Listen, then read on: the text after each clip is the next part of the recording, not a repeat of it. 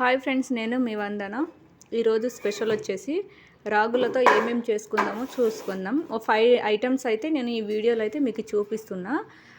First అయితే శుభ్రంగా రాగులను అయితే కడుక్కోవాలండి. దాంట్లో ఉన్న వేస్టేజ్ అంతా బయటకు వచ్చేయాలి. 2-3 టైమ్స్ అయితే వాటర్తోని కడుక్కోవాలండి. లేదంటే ఆ వేస్టేజ్ అంతా అవంతా రాగుల పైన ఉన్న పొట్టు అండి, అవన్నీ అయితే బయటికి వెళ్ళిపోయినాక ఆరబెట్టుకోవాలండి. ఫ్యాన్ కింద అయినా ఆరబెట్టుకోవచ్చు, ఈజీగా ఆరుతుందండి. 1 గంటలో ఆరాలంటే బయట ఎండలో అయితే కంపల్సరీ పెట్టుకోవాలండి. చూడండి, ఇప్పుడు ఆరిన తర్వాత నేనైతే వాటిని వేయిస్తానండి. ఫస్ట్ అయితే జీడిపప్పు, బాదం వేసి వేయించానండి.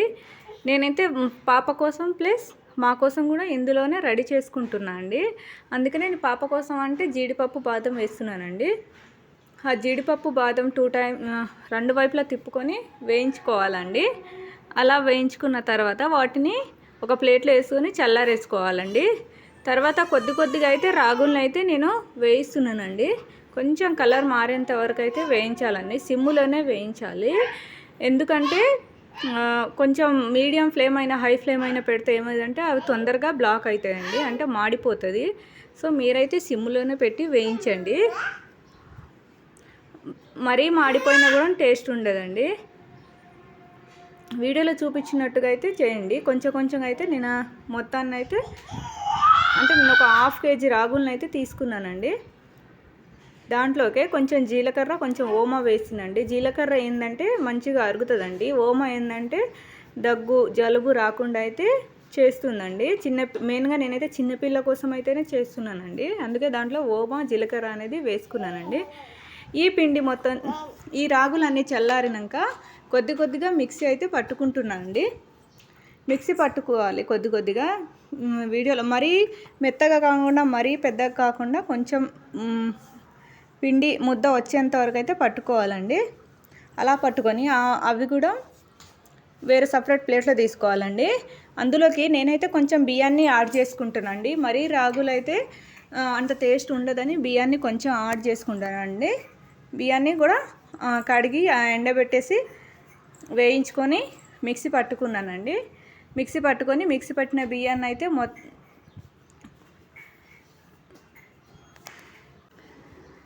మిక్సీ పట్టుకున్న బియ్యాన్ని అయితే రాగి పిండితోనైతే కలిపేసుకున్నానండి.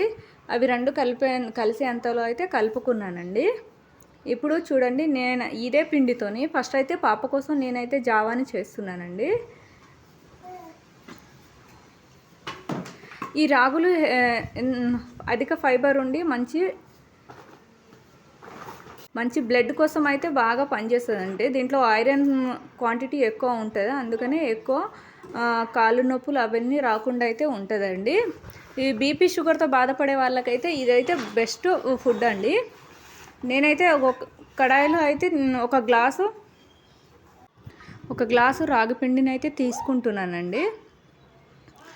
రాగిపిండిని అయితే ఫస్ట్ అయితే శుభ్రంగా కడుక్కున్నానండి. దాంట్లో ఉన్న వేస్టేజ్ అంతా పోవాలని మళ్ళీ వాటర్ని అయితే వంపేసుకున్నానండి. వాటర్ని వంపేసుకొని ఒక గ్లాసు రాగిపిండికి 4 గ్లాసుల వాటర్ని అయితే యాడ్ చేసిందండి.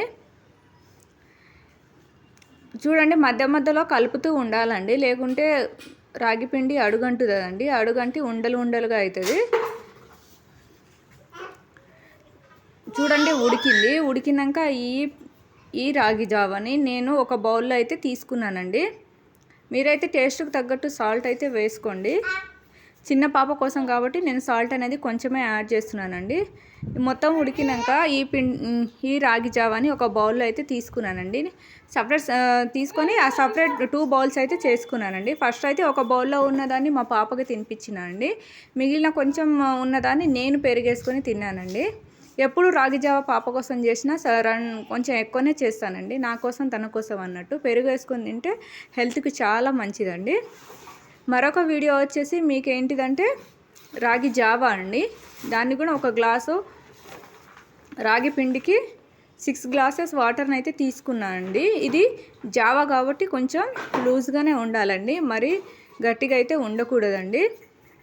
అందులోనే వాటర్ని అయితే యాడ్ చేసుకున్నానండి. 6 గ్లాసు వాటర్ యాడ్ చేసుకొని గ్యాస్ పైన పెట్టేసినండి.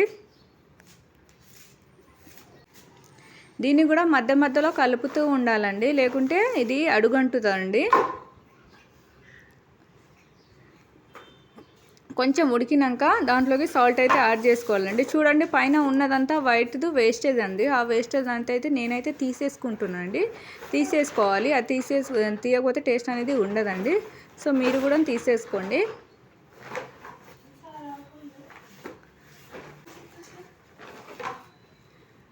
ఇవి ఉడికిన రాగి పిండిని ఒక 10 మినిట్స్ తర్వాత 2 గ్లాసులు అయితే వేసుకున్నానండి.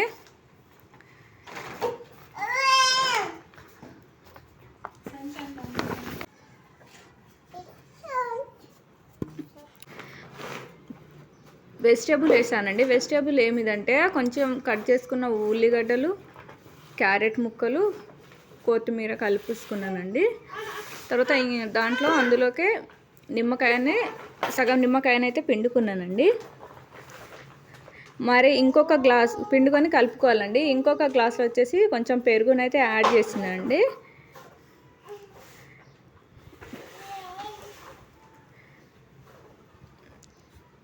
ఈ రాగి జావని ఎర్లీ మార్నింగ్ తాగితేనే హెల్త్కి ఎంతో బెనిఫిట్స్ ఉంటాయండి. మీకు ఏ రెండిట్లో రోజు మీరేం తాగుతారో కామెంట్ అయితే చేయండి. మరొక వీడియో వచ్చేసి అది కూడా రాగి జావానండి, కాకపోతే ఇది స్వీట్ రాగి జావా అండి. నేను ఎప్పుడు చేయలేదు, ఫస్ట్ టైం అయితే చేసినండి. మా పక్కన వాళ్ళు చెప్తే చేశానండి. తను రోజు ఇదే చేసుకున్నానండి. అంటే ఆంధ్ర సైడ్ అంతా ఇదే తాగుతారటండి, నాకు తెలియదు.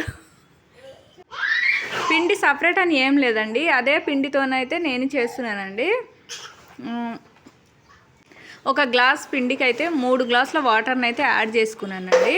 వాటర్ని యాడ్ చేసుకొని ఎంత గ్లాస్ అయితే పిండిని తీసుకుంటారో అందులో సగం అయితే బెల్లాన్ని అయితే తీసుకున్నానండి.